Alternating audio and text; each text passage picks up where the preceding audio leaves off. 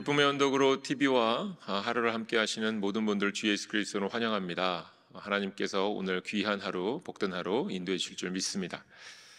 오늘 이 아침에 하나님께서 우리에게 허락하신 말씀은 열왕기상 13장 11절부터 19절까지의 말씀입니다.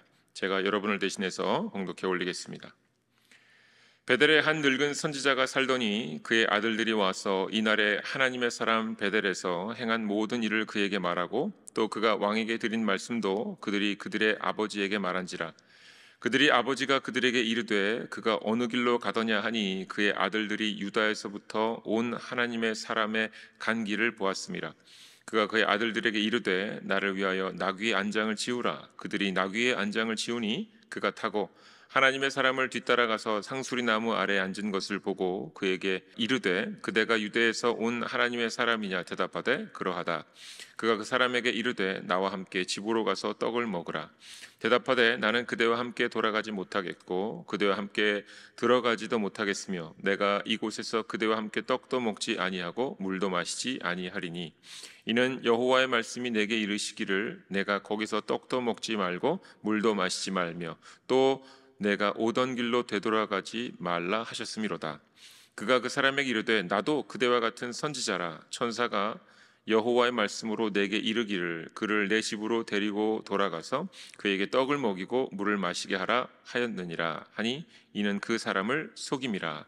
이에 그 사람이 그와 함께 돌아가서 그의 집에서 떡을 먹으며 물을 마시니라. 아멘. 하나님 말씀입니다. 함께 기도하겠습니다. 하나님, 복되고 거룩한 날 주셔서 오늘 우리가 하나님의 말씀을 가지고 하나님의 은혜를, 하나님의 뜻을 함께 헤아려 보는 시간을 갖습니다.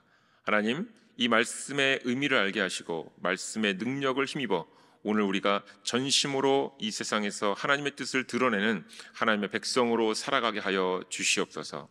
우리의 삶에 많은 문제들이 있지만, 우리의 삶에 기도의 제목들이 있지만 그 모든 것보다 먼저 하나님의 나라와 의를 구하는 우리가 되게 하시고 이 모든 것은 더하여짐을 경험케 하여 주시옵소서. 예수님의 이름으로 기도드립니다. 아멘. 네, 오늘의 본문의 말씀입니다. 열왕기상 13장 11절부터 19절까지의 말씀을 가지고 심판받은 여로보암이라는 제목으로 말씀을 나누고자 합니다. 여러분께서 열왕기상 11장까지 묵상하시면서 다윗과 솔로몬의 삶을 자세히 보셨을 겁니다. 그리고 그 말씀을 통해서 더 분명히 다른 본문의 성경 말씀들도 이해가 되셨을 줄 압니다. 고린도후서 4장 16절의 말씀입니다. 그러므로 우리가 낙심하지 아니하노니 우리의 겉사람은 낡아지나 우리의 속사람은 날로 새로워지도다. 아멘. 다윗의 늙고 초라한 모습을 우리가 함께 보았습니다. 그것을 통해 인생의 무상함을 경험했지요. 하지만 동시에 수냄 여인 아비삭과 동침하지 않는 모습을 통해서 겉사람은 낡아지나 속사람은 날로 새로워지는 것을 제대로 맛보게 되었습니다. 자, 또한 마태복음 19장 30절의 말씀이 떠올리셨을 겁니다. 그러나 먼저 된 자로서 나중되고 나중된 자로서 먼저 될 자가 많으니라. 솔로몬이 어땠습니까? 하나님께 듣는 마음을 간구했고 하나님께서는 솔로몬에게 지혜와 총명함을 주셨고 이로써 바닷가의 모래같이 넓은 마음을 선물해 주셨습니다. 세상에 알지 못하는 삼라만상의 이치를 깨닫는 자가 되었습니다. 그런데 이방의 여인과 혼인을 하고 그들에게 궁전과 산당을 지어주고는 결국 그들이 믿는 신을 따라 섬기는 데까지 나아가더라라는 겁니다. 이로써 하나님의 심판으로 이웃 나라와 주변 신하들의 공격을 받고 결국 나라가 분열되는 상황을 맞이하게 됩니다. 가장 지혜가 많았던 사람이 지혜의 왕이라 불리던 그가 나라도 잃고 빼앗기는 사람이 되었기에 진정으로 먼저 된 자가 나중된 모습을 또한 말씀을 통해서 보게 됩니다. 하나님께서는 열왕기상 11장까지 다윗과 솔로몬의 모습을 통해서 우리에게 이렇게 물으시는 것 같습니다. 어떤 삶을 살아가기를 원하느냐라고 물으시는 것 같습니다. 날로 새로워지기를 원하느냐 아니면 먼저 되었다가 나중 되기를 원하느냐 물으시는 듯 합니다. 자, 그리고 열왕기상 11장 하나님께서 이스라엘 남과 북으로 나누어질 것을 말씀하십니다. 솔로몬의 신하 느밧의 아들 여로보암에게 북이스라엘을 맡기실 것을 친히 말씀해 주셨습니다. 이때 이런 말씀을 직접 하셨어요. 11장 31절부터 32절까지 말씀입니다. 내가 이 나라를 솔로몬의 손에서 찢어 빼앗아 10지파를 내게 주고 오직 내 종 다윗을 위하고 이스라엘 모든 지파 중에서 택한 성읍 예루살렘을 위하여 한 지파를 솔로몬에게 주리니. 아멘. 10지파를 여로보암에게 주고 한 지파를 르호보암에게 주신다 말씀하십니다.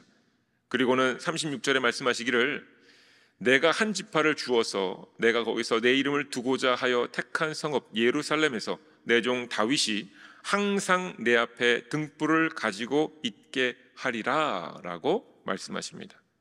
자, 말씀의 의미를 지금껏 열심으로 묵상하셨다면 아마 눈치채셨을 겁니다. 르호보암에게는 한 지파만을 맡기셨는데 그 이유는 절대적으로 작은 숫자를 섬기면서 작고 초라한 인간의 모습을 직접 경험함으로 하나님께만 의지하는 상황을 만들어 주시겠다라는 의미입니다. 나라가 사라진 것은 아니지만 수적으로 열세인 경험을 통해 결국 하나님께만 나아오도록 항상 하나님 앞에 등불을 가지고 있게 하려고 이러한 상황을 허락하셨다라는 의미입니다. 자, 그리고 이후에 열왕기상 12장에 실제적으로 나라가 나뉘어지는데 그 이유가 백성들의 지나친 노역이었습니다. 수고 많은 매일매일 땀 흘리는 너무나도 힘들고 고달픈 삶이었다라는 겁니다. 그들의 삶을 우리가 성경 말씀을 통해 충분히 이해할 수 있습니다. 수많은 왕궁들을 건설하였고요, 성전을 건설하였고 또한 솔로몬의 아내들을 위해서 산당들을 건설하면서 백성들은 체력이 바닥났을 겁니다. 지칠 대로 지쳤겠지요. 따라서 노역을 줄여줄 것을 건의했지만 르호보암이 엉뚱하게 노역을 가중할 것을 이야기합니다. 이에 사람들과 여로보암 10지파가 북이스라엘로 뭉치게 됩니다. 자, 이것이 하나님께서 허락하신 것이고 또한 여로보암에게 예언하신 것인데, 이로써 11지파, 특별히 단지파가 제외되었으니까 10지파와 하나의 지파로 나눠지는 것을 통해서 하나님께서 이루고자 했던 것이, 하나님의 뜻이 명확하게 드러났습니다. 자, 성경 말씀을 통해서 지금까지 보았더니 영적인 상태가 지금 회복되어야 할 시기라는 겁니다.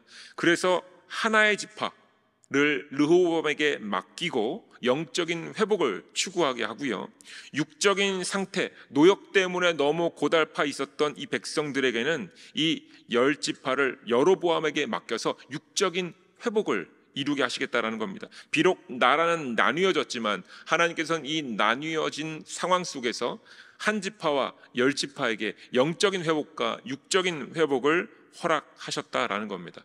이것이 비록 인간의 연약함 때문에 하나님 뜻 앞에 온전히 서지 못했던 것 때문에 이루어진 결과처럼 보이지만 그 가운데서도 하나님은 선하신 하나님의 뜻을 드러내신 겁니다. 그런데 안타깝게도 둘 다 그 역할을 감당하지 못하더라라는 겁니다. 영적인 회복도 이루어내지 못하고 육적인 회복도 이루어내지 못하는 나라들이 되어 갑니다. 자, 그리고 오늘의 본문의 말씀입니다. 말씀에 기록된 대로 여로보암이 자신에게 맡겨진 나라의 백성들이 도망을 칠까, 그 10지파가 혹시 제사를 드리려 혹은 절기를 지키려 예루살렘 성으로 돌아가서 그곳에서 돌아오지 않지 않을까라는 걱정 때문에 결국 북이스라엘 지역에 금송아지를 세우고는 두 곳에 제단을 쌓고 제사를 지내기 시작합니다. 이에 하나님의 사람이라 불리는 사람이 여로보암에게 가서 하나님의 심판을 선포하자 그의 손이 마르는 일이 일어납니다. 여로보암의 손이 말랐습니다. 여로보암이 이 손 마른 것을 고침받고자 신하들을 통해서 하나님의 사람에게 함께 궁으로 가자, 나와 함께 거하자, 내가 너에게 환대하리라 라고 이야기를 합니다. 그런데 이 하나님의 사람이라 불리는 이 분이 하나님께로부터 받은 명령이 있다라고 이야기를 합니다. 그 내용이 9절과 10절의 내용입니다. 이는 곧 여호와의 말씀이 내게 명령하여 이르시기를 떡도 먹지 말며 물도 마시지 말고 왔던 길로 되돌아가지 말라 하였음이니이다 하고, 이에 다른 길로 가고 자기가 베델에 오던 길로 되돌아가지 아니하니라. 아멘. 자, 하나님 말씀을 따라서 여로보암과 함께 먹지도 않고 물도 마시지도 않고 심지어 오던 길로 되돌아가지 않으려 했다라는 겁니다. 자, 그런데요, 이와 같이 하나님의 말씀을 지키던 이에게 갑자기 불현듯 베델의 늙은 선지자라 칭하는 사람이 등장합니다. 이 늙은 선지자는 자신의 아들들과 함께 하나님의 사람을 찾아가서 하나님의 사람에게 자신의 집에 머물라라고 간청합니다. 이에 늙은 선지자에게 하나님의 사람이 하나님의 명령을 언급하면서 정중히 거절하지요. 그러자 늙은 선지자가 이렇게 말합니다. 나도 그대와 같은 선지자라 라고 말을 합니다. 성경 말씀에 기록된 대로 이것은 거짓이었습니다. 아마도 그가 과거에는 하나님의 음성을 들었던 선지자일지 모르겠으나 그는 지금 아무 말도 듣지 못하는 선지자일 뿐만 아니라 천사의 말을 듣고 나도 그대와 함께 같은 선지자니 내 집에 머물라라고 했던 그 명령은 거짓이라는 것이지요. 늙은 선지자의 말이 그렇습니다. 나도 그대와 같은 선지자다.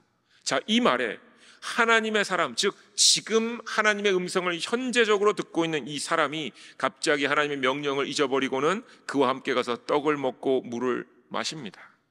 이때 여호와의 말씀이 그들이 앉아 있었던 그 가운데 임하면서 하나님의 사람에게 하나님의 명령이 지켜지지 않았음을 정확하게 가르쳐 줍니다.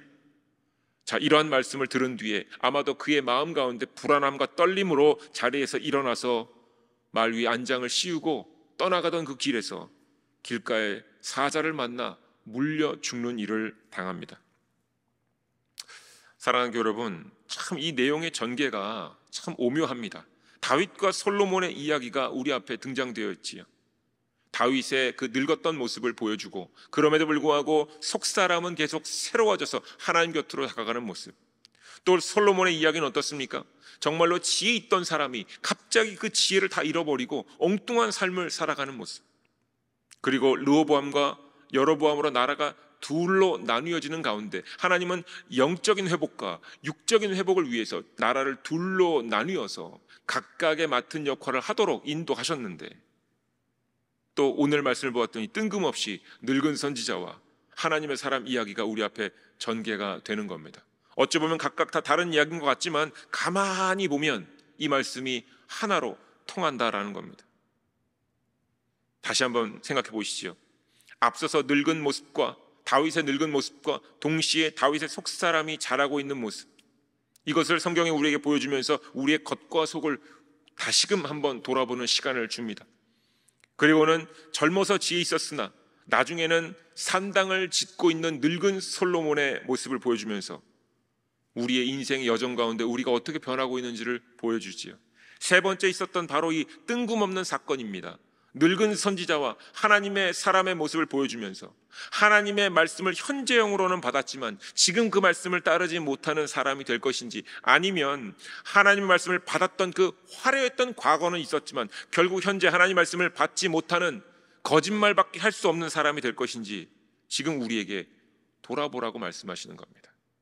그러니 열왕기상 1장에부터 지금 12장, 13장에까지 하나님께서는 계속 우리에게 같은 메시지를 던지고 계신 겁니다.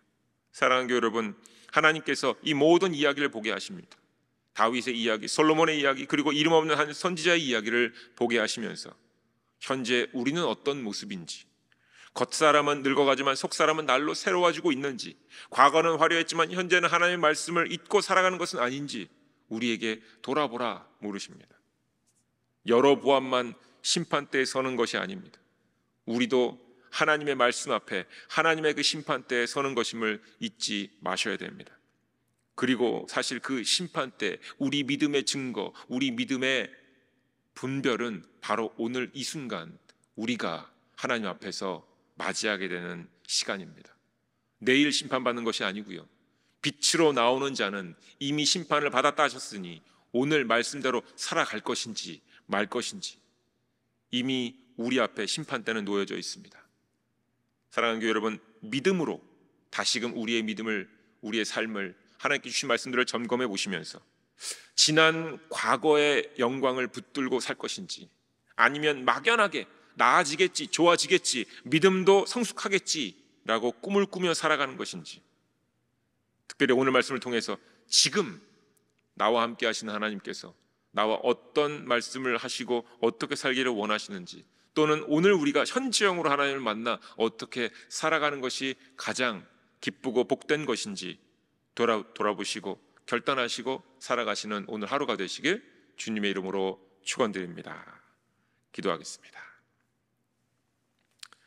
하나님 감사합니다. 말씀을 통하여서 우리에게 하나님께 주셨던 그 은혜들을 다시금 돌아보게 하시니 감사합니다. 하나님, 우리에게도 하나님께서 과거에 주셨던 은혜가 있고 또한 앞으로 주실 하나님의 은혜가 있을 줄 믿습니다. 하지만 가장 중요한 것은 지금 오늘 이 순간 하나님의 은혜 가운데 머물며 하나님의 말씀을 따라 하나님 말씀을 실천하며 하나님 말씀을 증거하며 살아가는 것이 가장 중요하오니, 오늘 말씀을 통해서 알게 하셨사오니 하나님 말씀 따라 살아가는 우리가 되게 하여 주시옵소서. 하나님, 간절히 기도하고 바라고 소망합니다. 하나님, 과거에 좋았던 것에 혹은 과거에 힘들었던 것에 오늘의 시간을 낭비하지 않게 하시고, 또한 막연한 미래를 꿈꾸면서 하나님 오늘의 시간을 낭비하지 않는 우리가 되기를 간절히 소망합니다.